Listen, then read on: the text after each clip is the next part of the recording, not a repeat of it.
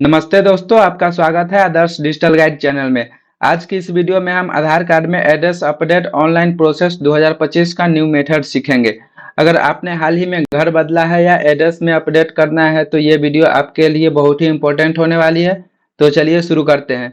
सबसे पहले आपको अपने लैपटॉप या मोबाइल में कोई ब्राउजर को ओपन कर लेना है, जैसे कि हमने लैपटॉप में क्रोम ब्राउजर को ओपन कर लिया है। ओपन करने के बाद आपको इस सर्च बार में सर्च करना है ssUP.UIDAI.government.in अपडेट। चलिए हम करके दिखाते हैं। ssUP.UIDAI.government.in अपडेट, इस पे एंटर कर लेना है। एंटर करने के बाद ये फर्स्ट वेबसाइट खोलेगा, इसको एंटर कर लेना है। एंटर करने के बाद आधार सर्विस पोर्टल का ये वेबसाइट खुल जाएगा। इसके बाद यहाँ से आपको लॉगिन करना है। लॉगिन करने के लिए इस लॉगिन पर प्रेस करेंगे। इसके बाद आपको अपना आधार नंबर एंटर करना है। आधार नंबर एंटर करने के बाद आपको यहाँ पे कैप्चा फिल करना पड़ेगा। चलिए हम कैप्चा कर देते हैं 78HFT5। कैप्चा करने के बाद लॉगिन विथ OTP पे प्रेस कर लेना है।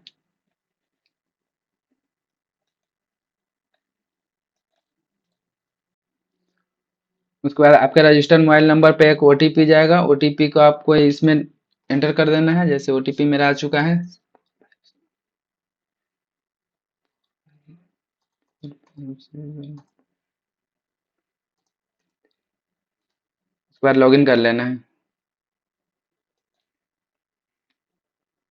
लॉगिन करने के बाद आपका ये वेबसाइट खुल जाएगा ऑपरेशन का। उसके बाद यहाँ पे जैसे देखिए एड्रेस अपडेट करना है तो इस पे आपको क्लिक करना पड़ेगा। एड्रेस अपडेट पे अगर आपका आधार डाउनलोड करना है तो ये डाउनलोड पे करना है।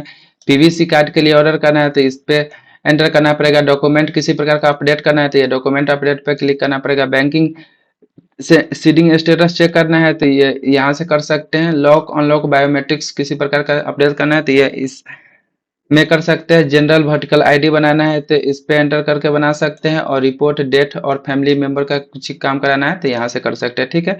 ऑथेंटिकेशन हिस्ट्री चेक करना है तो यहाँ से आप चेक कर सकते हैं। ऑफलाइन केवाईसी कराना है तो इस पे एंटर करके कर सकते हैं। और पेमेंट हिस्ट्री देखना है तो यहाँ से देख सकते हैं। और माई हेड फैमिली HOF जो रिक्वेस्ट होता है अगर उसमें कुछ अपडेशन करना है तो यहाँ से कर सकते हैं, ठीक है। तो फिलहाल हमको एड्रेस अपडेट करना है ये वाली। तो चलिए हम करके दिखाते हैं। यहाँ से एड्रेस अपडेट पर क्लिक करेंगे ऐसे। उसके बाद यहाँ पे आपको दो ऑप्शन दिखाई देगा। एक होगा एड्रेस अपडेट यूजिंग और डॉक्यूमेंट्स, यानी कि अपने डॉक्यूमेंट्स के अनुसार आप अपडेट करना चाहते हैं। या दूसरा ऑप्शन है कि आप किसी भी फैमिली मेंबर के आधार कार्ड के थ्रू अपना डॉक्यूमेंट अपडेट कराना चाहते हैं तो कर सकते हैं। अगर आप खुद के डॉक्यूमेंट से कराना चाहते हैं तो इस पर क्लिक कर लेंगे। क्लिक करने के बाद जैसे यहाँ पे कुछ ऑप्शन है जैसे दिखाई देता हूँ। अगर नेम में चेंज करना है तो वह 2 बार कर सकते हैं। डेट ऑफ बर्थ में करना है तो 1 बार कर सकते हैं। जनरल जेंडर में करना है तो 1 बार कर सकते हैं। और एड्रेस अपडेट का कोई लिमिट नहीं है, क्योंकि एड्रेस तो कितना भी बार अपडेट हो सकता है, इसलिए एड्रेस अपडेट का नो लिमिट है। तो हमको एड्रेस में अपडेट करना है तो चलिए इसको हम करके दिखाते हैं। सबसे पहले इसमें प्रोसीड कर लेना है। प्रोसीड करने के बाद जैसे आपका करेंट डिटेल्स खुल के आ जाएगा, जो अभी वर्तमान में आपका जो है वो यहाँ से आ जाएगा। उसके बाद आप नया जो डिटेल्स डालना है उसके लिए आप हाउस बिल्डिंग अपार्टमेंट नंबर यहाँ से न्यू वाले चूज कर लेंगे। उसके बाद स्ट्रीट चूज कर लेंगे, जो भी स्ट्रीट रोड गली होगा वो चूज कर लें। हिंदी और इंग्लिश दोनों है। जैसे ही इंग्लिश में करेंगे हिंदी में ऑटोमेटिक ले लेगा, ठीक है। जैसे एरिया यहाँ से आप सिलेक्ट कर लेंगे, जो भी एरिया का नाम हो। क्षेत्र जो नया वाला डालना है, लैंडमार्क डालना है। यहाँ से आप लैंडमार्क जो डालना चाहते हैं, जो भी उस एरिया का कोई एक मेन लैंडमार्क होगा, जैसे कोई चौक है, कोई एरिया है, कुछ बैंक है, उसका नाम यहाँ पे डिटेल्स में डालना होता है। उसके बाद पिन कोड आपका अपना डालना चाहिए।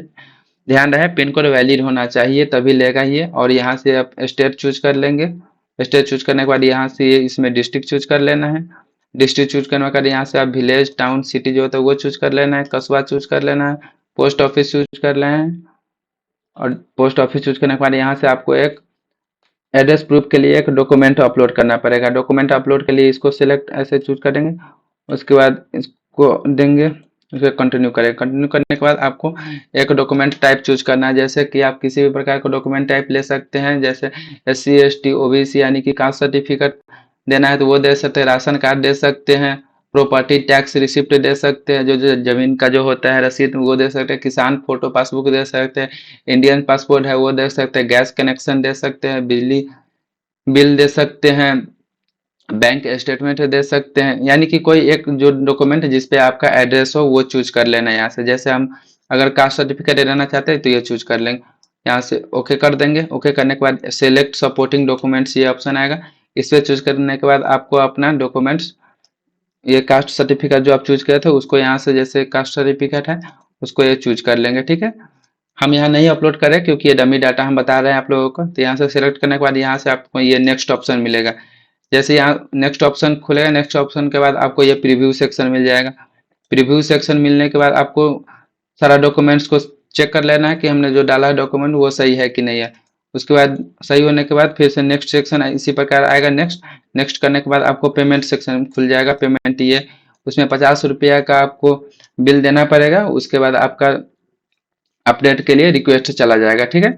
रिक्वेस्ट जाने के बाद आपको एक यूआरएन यानी कि अपडेट रिक्वेस्ट नंबर दिया जाएगा। उस अपडेट रिक्वेस्ट नंबर को आप प्रिंट करके रख भी सकते हैं क्योंकि 2 दिन के अंदर में आपका जो डिटेल्स डाला रहेगा वो अपडेट हो जाएगा, ठीक है। तो इस प्रकार आपका डॉक्यूमेंट डालने के बाद सारा कुछ हो जाने के बाद अपडेट हो जाएगा आधार कार्ड में। तो इस वीडियो में इतना ही था, ठीक है। अगर आपको ये वीडियो पसंद आए तो इसे लाइक शेयर